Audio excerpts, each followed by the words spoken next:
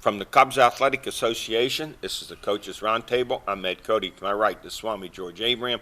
To my left, the Tiger Albert Campman. Let's go to Spotlight High School Football top rushers. Teddy Ruffner of Mars, 303 yards and 6 touchdowns against Knock. He has 1,032 on a season and 17 touchdowns. Just the Mars, year in and year out, they put out tremendous runners. Offensive line. Josh Huff of Beaver Falls, 205 yards. Dante Phillips of Riverside, 107. Top passers, William Moko of Slippery Rock High School, 279. Brian Olin of Seneca Valley, 275 and 2 TDs. Eric Boer of Karn City, 212 yards, 2 touchdowns. Joey Prentice of North Catholic, 186 passing for 2 touchdowns. Added 80 rushing for 2 more touchdowns. 266 total yards. He has 1,119 total yards on his season, and he's produced 22 touchdowns. Zach Rogers at Grove City High School, 157. Wonder if Breeze was injured, didn't play in that game. He's injured. And top receivers, John Sabo, Slippery Rock High School, 6 for 120 yards. Connor Lysik, Seneca Valley, 5 for 84. Nick Marr of North Catholic, 3 for 87. Lucas Lambert of Seneca Valley, 3 for 71. Caden Shear of Karn City, 3 for 64. Nolan DeWarrick of Seneca Valley, 2 for 83. Micah Rupp of Karn City, 5 for 60. Shane Thompson, Slippery Rock High School, 5 for 54. Brett Galsick, Slippery Rock High School, 4 for 50. And Anthony Pereira of Grove City High School, 3 for 51. Boy, the Rockets spread the ball around for all those receivers. Mm-hmm. Yeah, sophomore quarterback. And our kick of the week, Alex Duffalo, Slippery Rock High School, kicked a 27-yard field goal in overtime to give Slippery Rock High School a 17-14 win over their arch rivals, Grove City. A big win for Slippery Rock. Yeah, I'm glad you brought that up, Eddie. A lot of people overlook special teams. And if you have a kicker in high school, it's sometimes worth 2 or 3 victories, not for field goals, but for extra points. Yeah, that's absolutely So many true. people miss extra points, they can't score extra points. And you start chasing them. They miss the first one, then they chase it. Next thing you know, they have 18.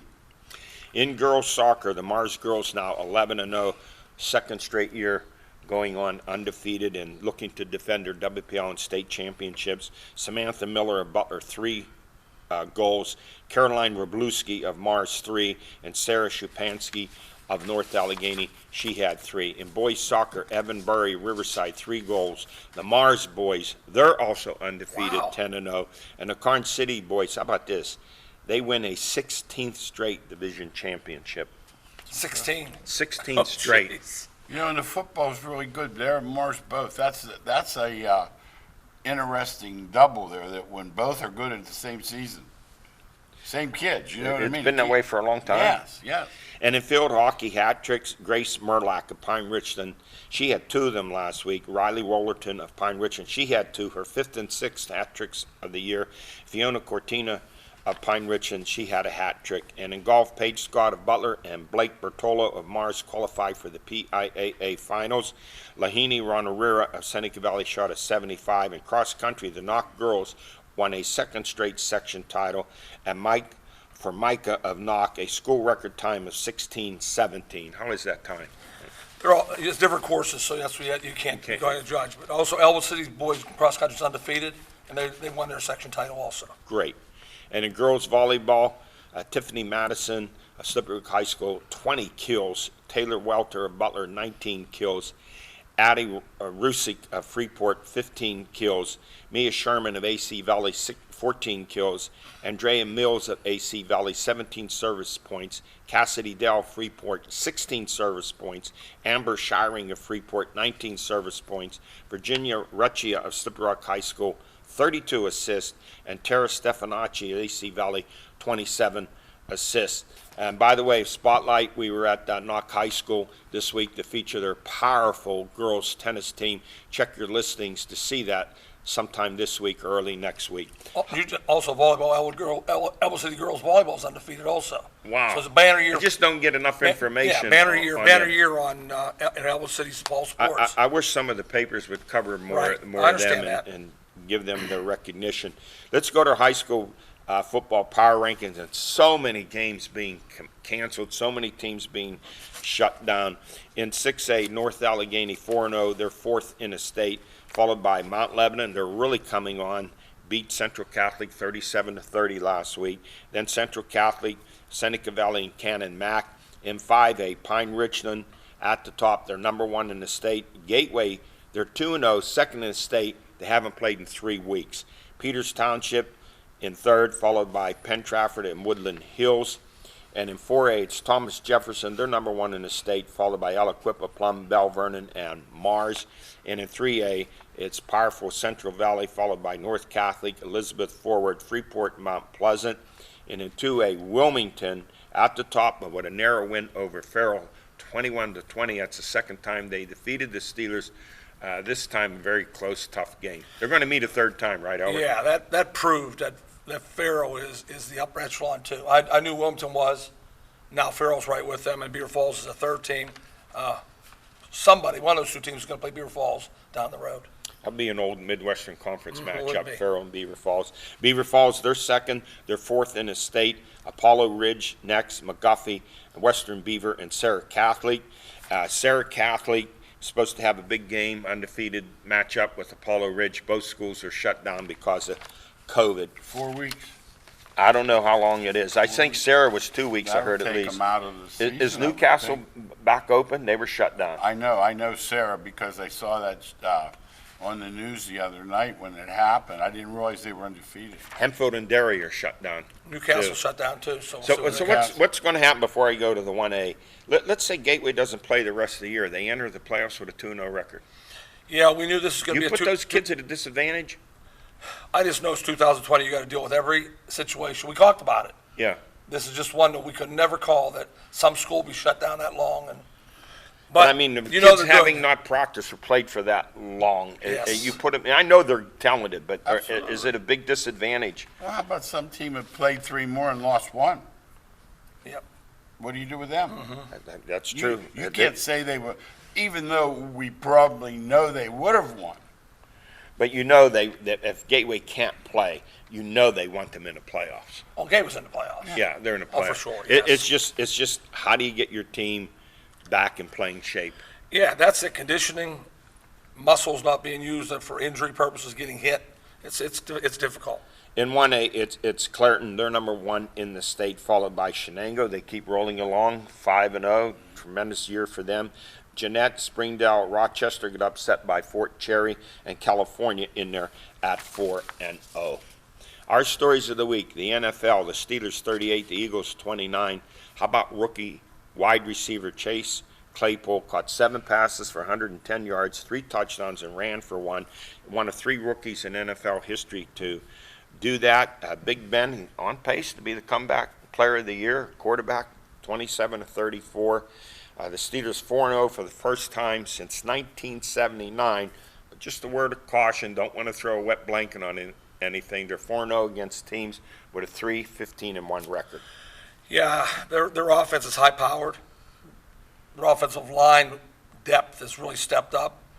Defense is a big play defense, but really people move the football on them. So we'll see what happens. You know, that's a good point you mentioned about the defense. I was going to get to that because against the run and blitzing, they're tremendous. Their secondary somewhat suspect. I don't think the linebackers give them any help on pass defense. Yeah, the total package back there is suspect. And in today's world, if you're suspect against the pass, you might see 50 passes in a playoff They game. find that Edmonds. Yeah. He's really inside a the linebacker. 20. They find his Yeah, he guy. struggles. He Yeah. does. And Fitzpatrick, I don't know where he's Yeah, they said something's been. going on. They can't figure it out either. He was great last year. And Watt and Dupree, they're so focused on blitzing and run stopping. It's rare to see a linebacker do that plus be a good defender also. So they lose tight ends sometimes. Well, that's where Bush has to come through. And he's still second year, still learning the NFL game, and makes a lot of mental mistakes. But 4-0 is 4-0 in the NFL. And you said about their schedule, I always tell Al, if you don't make your own, I don't mention it. Yes. They have nothing to do with They it. have nothing to do with it. And you talk about the offensive line, DeCastro and Pouncey both left the games. That was DeCastro's first start after being injured. Not sure their status for this week. And Watt's hobbling a little bit. He has a troublesome knee. Yeah, I can't say enough for the offensive line depth of the Pittsburgh Steelers. They get players that no one knows about, and they play. other teams struggle to find offensive linemen. If of all the value in their office, that's what they find the best. They find offensive linemen that can play. 5 weeks ago when Cleveland got slaughtered by Baltimore by 30 points, I said, oh, well, here we go again. But the Browns have turned it around. They've run 4 in a row. They beat Indy, a good Indy team, 32-23. Steelers favored by 3.5. Cleveland, the NFL's #1 rush team, averaging 190 yards plus a game rush.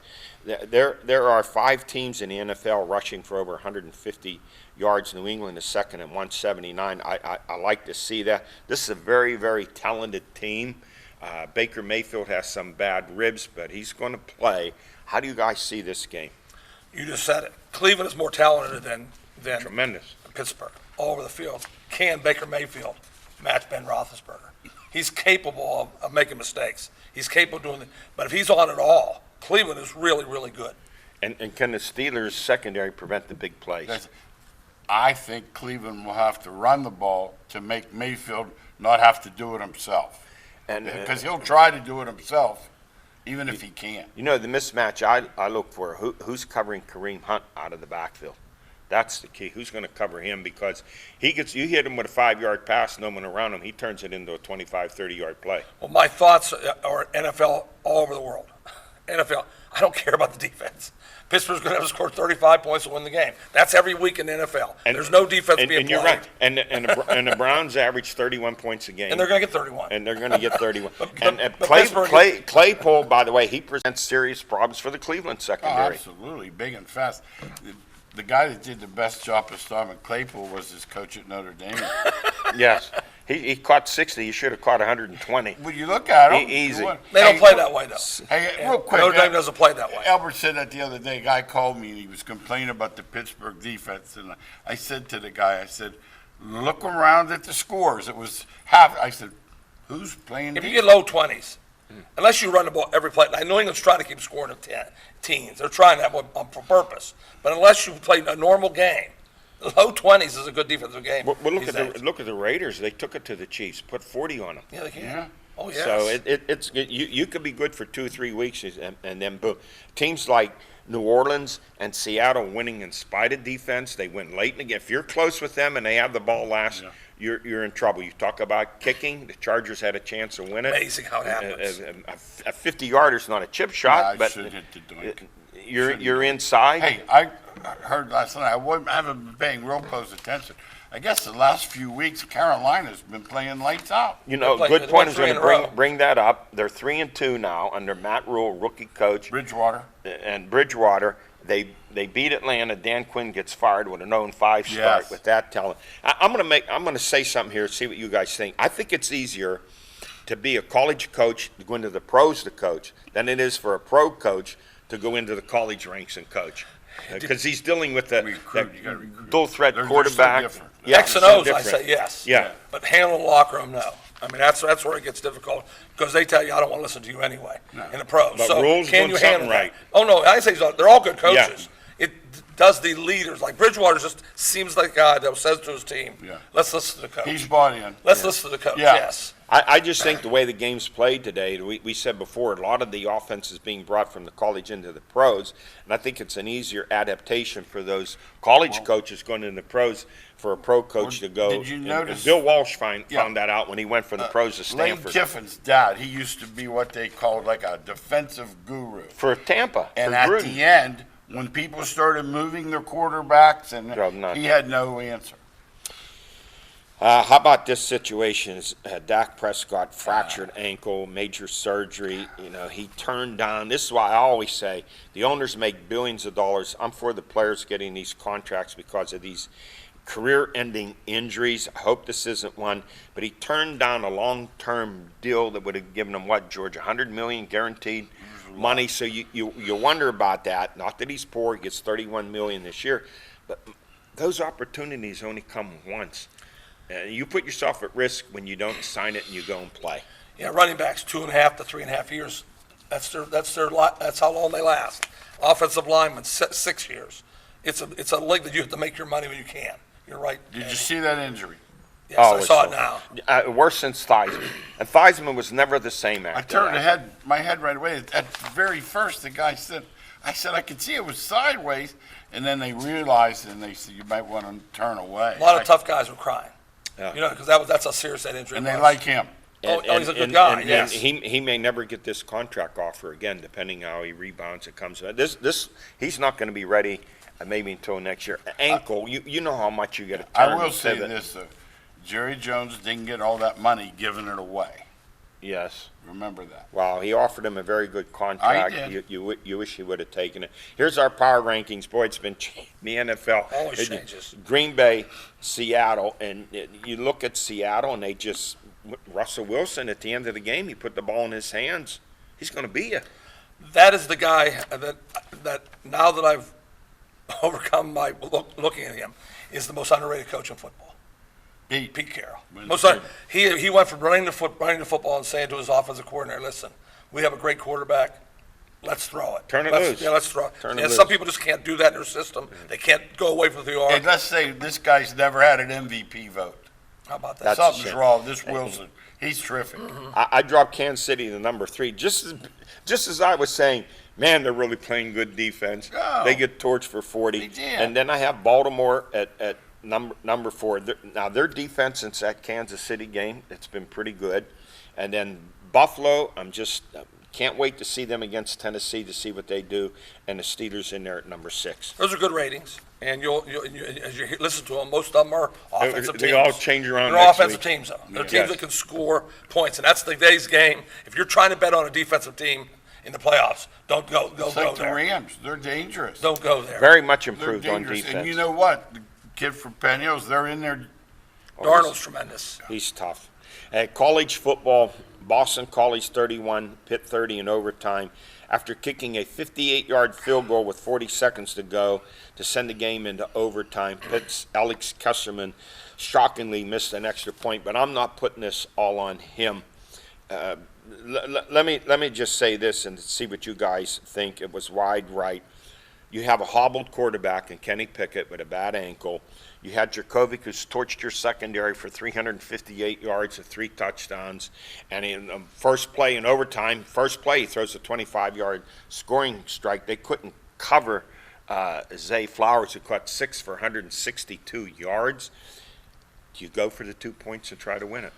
No, I wouldn't. I got to admit, I would have kicked the 2. I have a good kicker. Got to believe you're getting the ball first the next time. Keep playing. Yeah, I keep playing. He said it was a defense for the ages, dark ages. Well, the last two games between Djokovic and Leary for North Carolina State, they've torched the secondary for 694 yards 700 and yards. 7 touchdown passes. The Michigan State defense was outstanding when George talked about it before. When you had a tight end, 2 receivers, and 2 backs.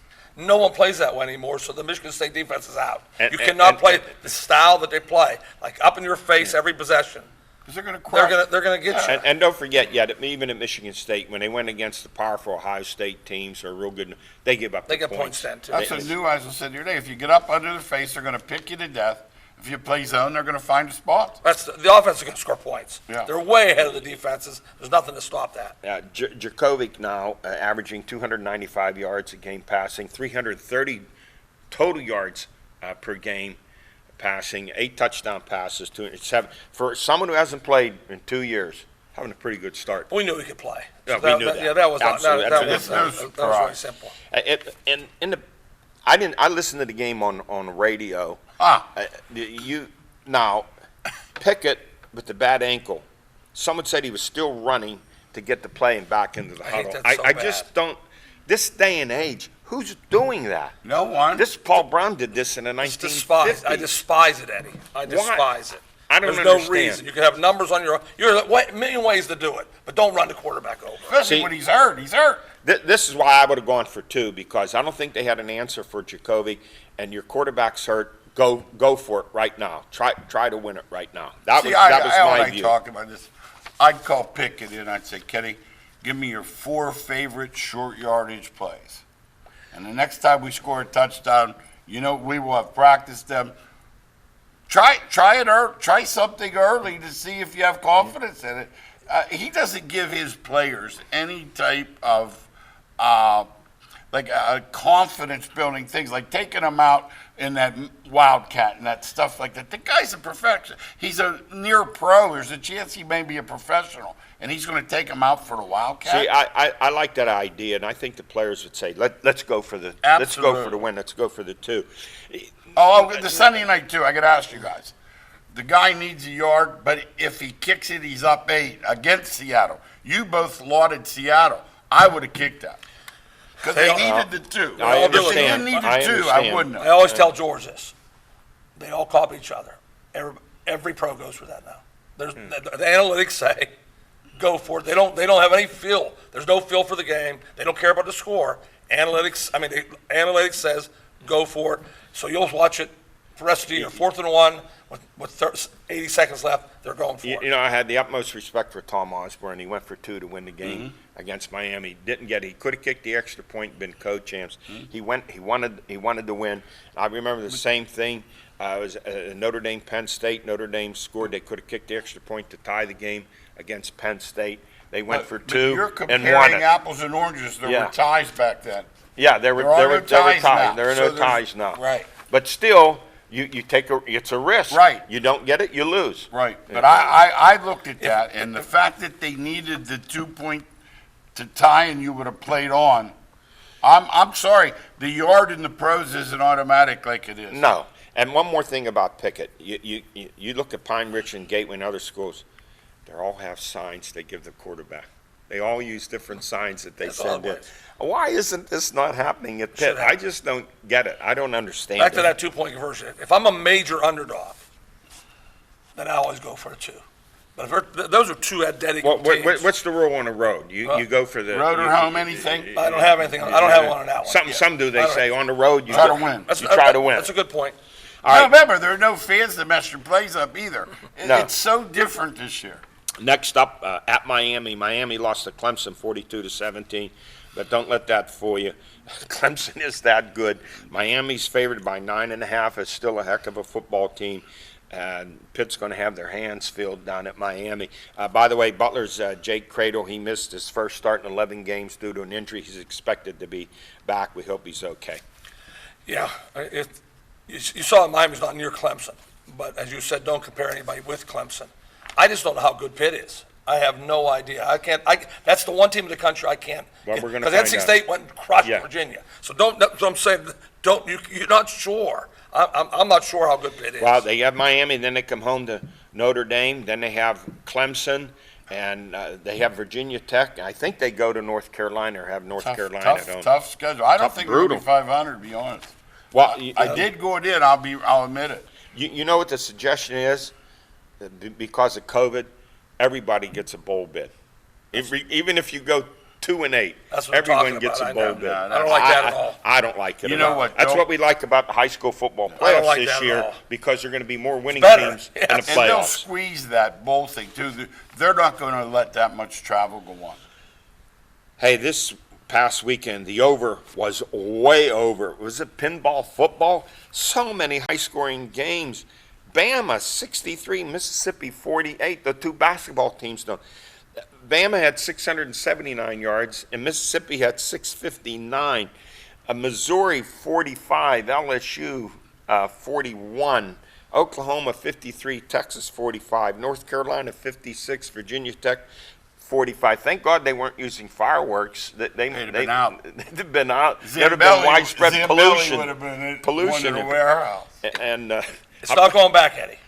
well, It's not coming back. Defensive coordinators are becoming extinct like the white buffaloes. What do they do? What can There's they nothing do? they can't do. Tackle. Yeah, that's what they. If you're a good tackling team, you can play good defense. If you're not, you're giving up 50 points. Now, look at the ACC. Is it great offense or bad How defense about or if some you're Bo combination? Pelini? It's great They bring you offense. in. Hey, Bo Pelini, they bring Think you in. about that. They give you $2.5 million, and you lose to Missouri, and you lose to the Mississippi Pirates. State. Yeah, it's just proof that Orgeron's not who they thought he was. No, That's I all it's to me. Now he's blaming everybody around Yeah. him. See, it's easy when stand out in front, Hey, take on beating the ourselves, accolades. that's the one that drives me crazy. Nobody wants, you can't, first of all, you lost. Give that other team, this beating ourself garbage, in That's my his line. mind, you're And insulting that's the what other. I'm saying. He never said that last year, I know. No, You you had- say you had- they beat themselves. You had Dan Mullen complain that part of the blame was on the Florida administration for only allowing 24,000 at the That's Florida weak. game That is instead so of weak. 90,000. Coach, yeah, get a That's perspective. weak. By the Get a way, defense. there 24 FBS games have been canceled Yeah. so far. How about Houston and Temple? They played their first games last week. Guys, this date, as we do our show, October the 13th, 1960, late afternoon, time 3:36 at Forbes Field, Pittsburgh. Bill Mazeroski drove a 1-0. Ralph Terry pitched That is so awesome. over the 406 mark at Forbes Field. The greatest achievement, one moment in Pittsburgh Absolutely. sports history, the greatest home run in Major League Baseball history. How about that game was 10-9? It took 2 hours and 36 minutes. Pretty amazing. You know what's amazing to me is how time flies by, Eddie. My grandkids, I was telling them this, they don't know who Bill Mazeroski is. No. Do you understand how How would they know? how the world changes? Well, how would they Because know? to us, that is like yesterday. Well, yeah. To them, they have no Hey, idea. coming from elementary school, the barber told us if we shut up and sat on the floor, we could watch it on his black and white.